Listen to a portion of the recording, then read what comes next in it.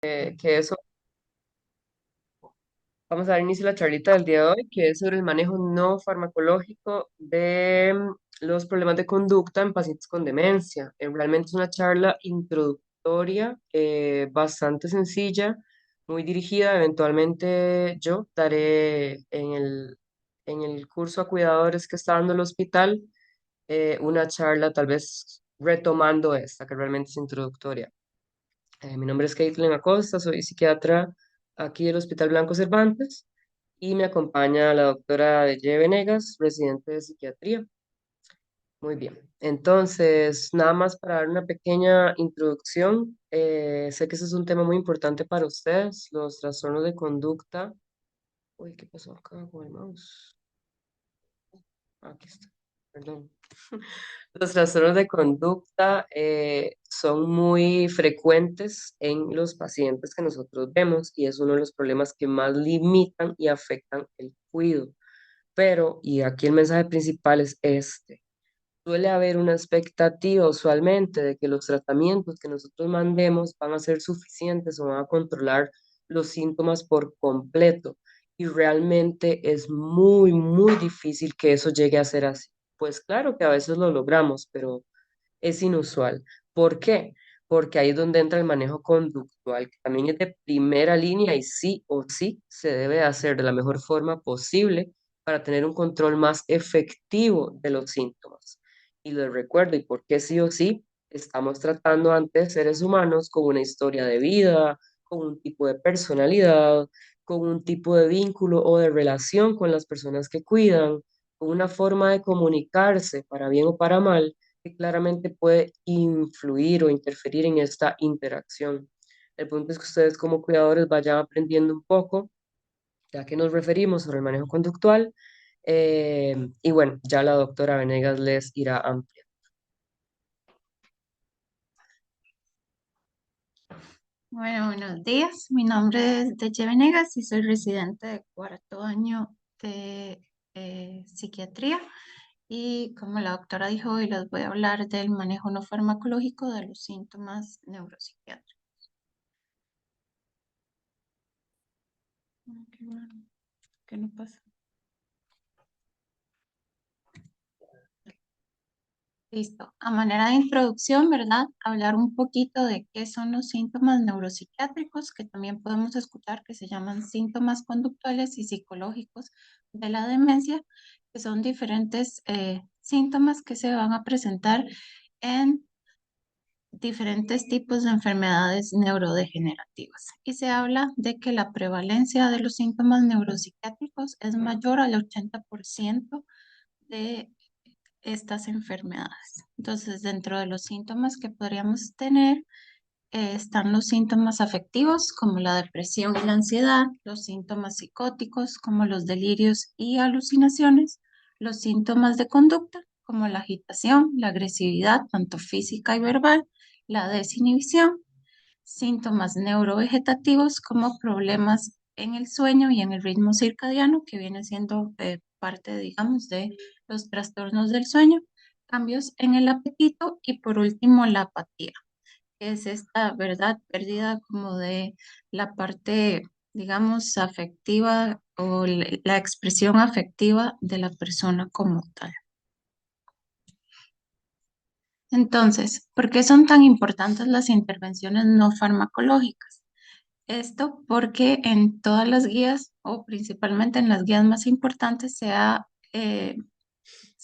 interpuesto estas intervenciones como los tratamientos de primera línea, debido a que tienen un perfil de eficacia real, a que son más seguros, a que permiten la reducción del uso de fármacos, y acordemos que entre más fármacos utilice la persona, más efectos secundarios va a tener, ¿verdad?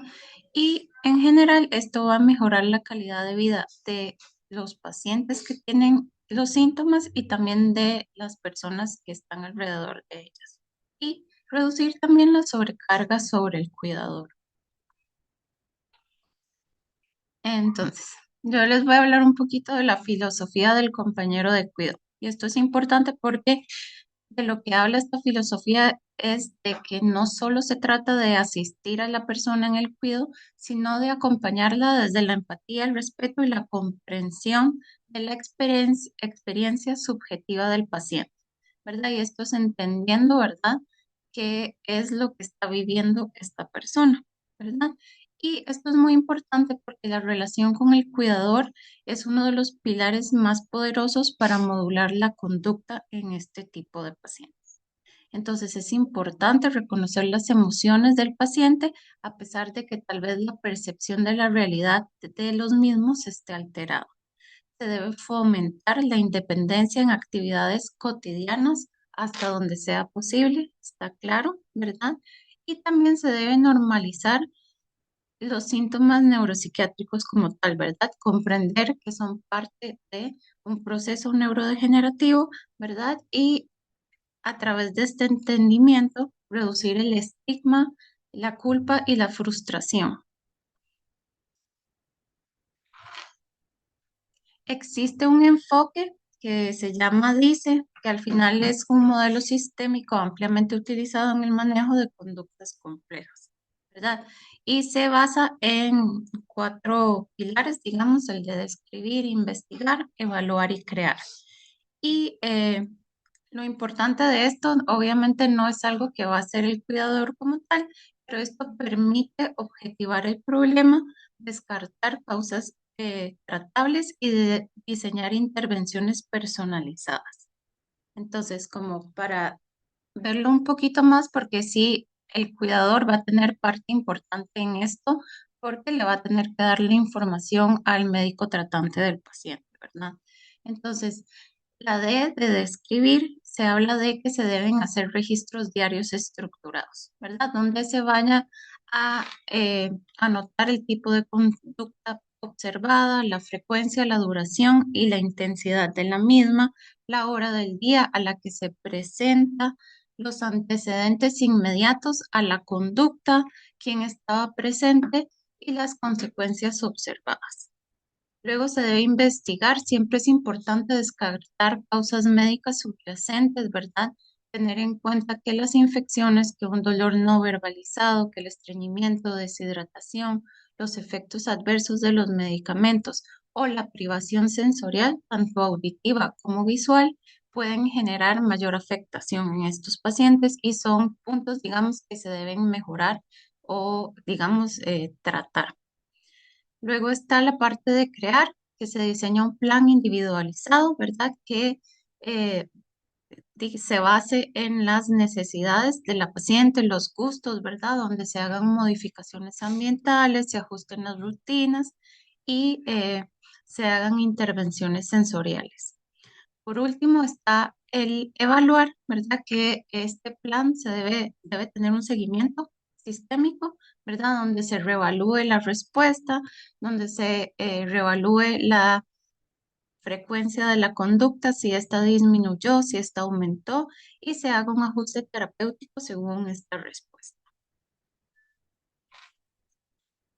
Existen algunos modelos teóricos y yo no, digamos, sí me gustaría mencionarlos, no porque sea como que ustedes se los tengan que saber de memoria, sino porque sí son importantes, digamos, para el manejo del paciente en sí. Entonces, hay un modelo que habla de las necesidades no satisfechas y de cómo estas pueden generar una mayor alteración conductual en estos pacientes. Entonces son cosas que siempre tenemos que tener en cuenta, como si la persona tiene hambre, si tiene sed, si tiene dolor, si hay un sentimiento de soledad, de aburrimiento o si hay la presencia de miedo. Luego está el modelo ABC, que habla de el antecedente, que vendría a ser como el factor detonante de la conducta o comportamiento, y luego seguiría la consecuencia, que es la respuesta que tiene el cuidador o la familia o las personas que están cerca del paciente en ese momento. Entonces, esto sí es importante porque se vio que en este modelo ABC los factores, digamos, que eran más sencillos de cambiar eran el antecedente y la consecuencia, o sea, los factores que dependen más de nosotros que del paciente, ¿verdad? Porque el comportamiento o la conducta del mismo es mucho más difícil de cambiar y por lo general esta responde a cómo nosotros nos comportemos. Y luego está el umbral de estrés progresivo bajo, que esto de lo que habla es de que estos pacientes, conforme va avanzando la enfermedad, tienen un umbral más bajo del procesamiento de los estímulos que tienen a su alrededor. Entonces se habla de que el exceso de ruido, multitudes, cambios bruscos en su rutina, o tal vez, ¿verdad? Eh, Pasa mucho que tal vez queremos llevarlos a pasear o llevarlos a un lugar a hacer alguna actividad y más bien eso los detona, es por esto, digamos, porque ya no tienen la capacidad de procesar tantos cambios o tantos estímulos como lo tenían previamente. Y esto es algo que también se debe tomar en cuenta, ¿verdad? Porque a veces digamos, la intención viene de un buen lugar, pero no es lo más beneficioso para la persona. Y ahora les quería hablar de intervenciones específicas según los síntomas que vimos inicialmente. Entonces, con respecto a las alteraciones del apetito y la hidratación, es importante tener en cuenta que la pérdida de peso y la deshidratación me van a empeorar la función cognitiva. Entonces, en este tipo de pacientes se habla de que podemos utilizar porciones pequeñas y frecuentes que sean alimentos de fácil manipulación. Incluso se habla de finger foods, que son alimentos que el paciente puede utilizar, o sea, puede comerse sin utilizar cubiertos. Se habla también de que se debe hacer una hidratación programada, digamos que no es solo como que tome agua, ¿verdad? Sino que se hagan batidos, se hagan sopas, que se hagan gelatinas para que el paciente pueda mantener una buena hidratación. Con respecto a las alteraciones del sueño y del ritmo circadiano, sí es muy importante que se genere una rutina del sueño, ¿verdad? Que estos pacientes tengan horarios consistentes de la hora a la que van a acostarse y la hora a la que van a levantarse. También tienen que ser horarios, digamos, que sean como que sean congruentes con la realidad, ¿verdad? Tal vez no podemos pretender que el paciente vaya a dormir 12 horas porque eh, probablemente sea mucho tiempo, ¿verdad? Los adultos mayores por lo general duermen menos que las personas adultas y pues el deterioro cognitivo también genera una afectación del sueño. Entonces sí es importante que sean horarios, ¿verdad? Que sean realísticos. Es importante la luz matutina, ¿verdad? Que los pacientes se expongan al sol durante la mañana. Ojalá que hagan actividad física, mínimo, bueno, un mínimo, un estimado de 30 minutos al día. Esto los va a ayudar, ¿verdad? No solo con el ánimo, sino también con la parte del sueño. Se deben evitar las siestas y yo sé que este es un punto difícil, pero sí se habla de que las siestas no deberían suceder y en caso de que sucedieran debería ser antes de la 1 de la tarde y lo recomendado es que no sean mayores a 30 minutos. También se deben evitar los estimulantes, ¿verdad? Restringir el uso de cafeína, de teofilina y de alcohol. Y por último, el generar un ambiente nocturno favorable, ¿verdad? Que sea un ambiente silencioso, que tenga una iluminación tenue, que tenga una buena temperatura y que no tenga como factores que más bien generen estimulación. Obviamente, ¿verdad? Tal vez no lo anoté aquí, pero, ¿verdad? El televisor, las pantallas, los celulares es algo que no se debe utilizar durante las noches en estos pacientes. Luego, para hablar de la agitación y la agresividad, siempre primero se debe identificar los desencadenantes específicos, determinar si hay presencia de delirium o de dolor. El delirium es un cuadro de confusional agudo que por lo general está asociado con alguna causa médica, ¿verdad? Pueden ser infecciones o descompensaciones de enfermedades crónicas, entre otros. Y también hay que evaluar si hay una sobreestimulación ambiental. Entonces, intervenciones claves durante la agitación y la agresividad es el redireccionamiento conductual hacia actividades agradables, ¿verdad? Utilizar una comunicación calmada y con tono bajo, evitar la confrontación lógica. Esto es muy importante, ¿verdad? Se habla de que la desescalada emocional es mucho más efectiva que la confrontación racional. Y esto es algo que tenemos que tener muy en cuenta, ¿verdad? De no empezar a pelearnos con la persona, a pesar de que esa sea como la respuesta que generalmente nos va a surgir. También se habla de simplificar las tareas, de reducir los estímulos sensoriales y de anticipar las necesidades antes de que aparezca la crisis, ¿verdad? De saber cuáles son estas cosas que detonan a nuestro paciente o que lo pueden agitar, preocupar, generarle ansiedad. Hay un fenómeno conocido como el fenómeno de Sundowning, que lo que habla es de que la agitación y la agresividad en estos pacientes se exacerba durante las tardes cuando, digamos, cuando anochece. Entonces es importante mantener una buena luz al atardecer para reducir la confusión que generan estas horas en los pacientes, reducir el ruido, ¿verdad? Minimizar estímulos sensoriales excesivos y además realizar actividades relajantes durante estas horas de la tarde. Con respecto a los síntomas psicóticos, tal vez aquí lo principal es evaluar el grado de angustia y priorizar la seguridad del paciente. Entonces es importante, tal vez súper importante, no confrontar directamente la creencia del paciente, ¿verdad?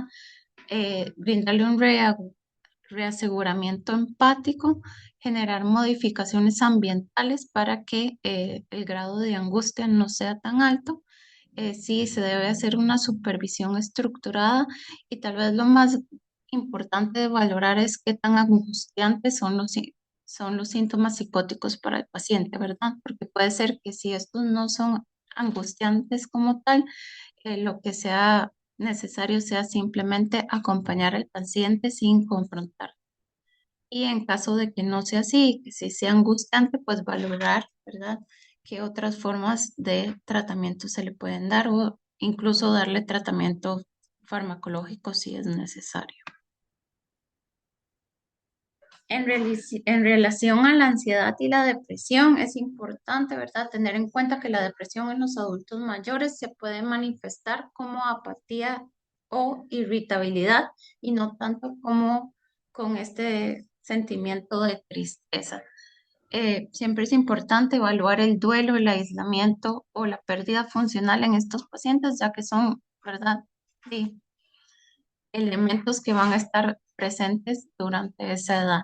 Entonces se habla de que se debe dar la validación emocional, que debe haber un contacto físico apropiado, ¿verdad? Esto es muy importante porque creo que es algo que falta mucho, ¿verdad?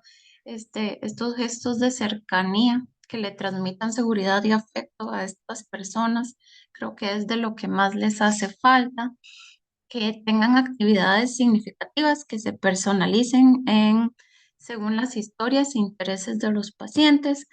El ejercicio físico es elemental, tanto para el sueño como para el afecto, ¿verdad? Es una súper buena terapia. Y el apoyo emocional estructurado, ¿verdad? Que estos pacientes tengan un acompañamiento. Eh, bueno, hay otras terapias psicosociales con evidencia de las que les voy a hablar, bueno, las voy a mencionar. Está la musicoterapia, que se ha visto que funciona para reducir la agitación y mejorar el ánimo. Incluso se ha visto que en fases avanzadas de las demencias, la musicoterapia es capaz de activar circuitos emocionales preservados. Y esto, pues, es súper importante.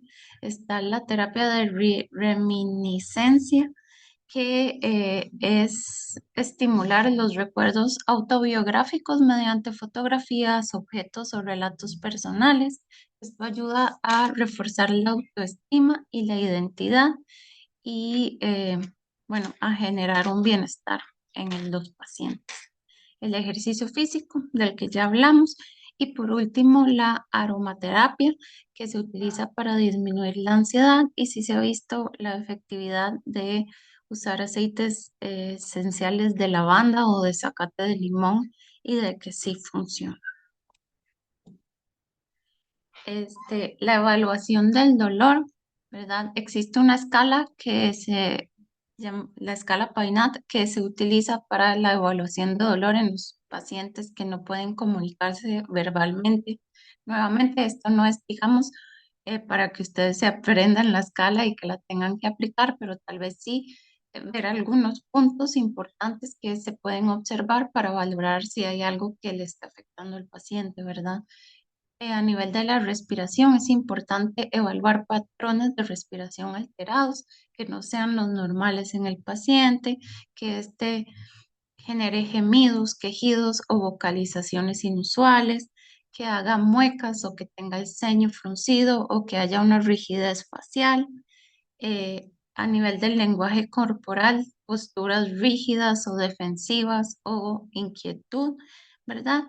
Y la consolabilidad, que es, digamos, se habla que es la capacidad de que el paciente acepte ser calmado o reconfortado. Y esto es importante, ¿verdad? Porque estas son cosas que puede visualizar el cuidador y que le puede eh, prender lucecitas de alarma de que el paciente podría estar bajo un cuadro de dolor que pueda estar generando la agitación como tal. Y bueno, a manera de conclusión, ¿verdad? Tener claro que las intervenciones no farmacológicas son la primera línea en el manejo de los síntomas neuropsiquiátricos, ¿verdad? Que hay que pasar del paradigma de controlar los síntomas a la idea de comprender y acompañar a la persona, ¿verdad? Haz esto, ¿verdad? Para reducir los síntomas, para utilizar menos fármacos y para mejorar la calidad de vida de estos. Muchas gracias. No sé si tienen preguntas o dudas.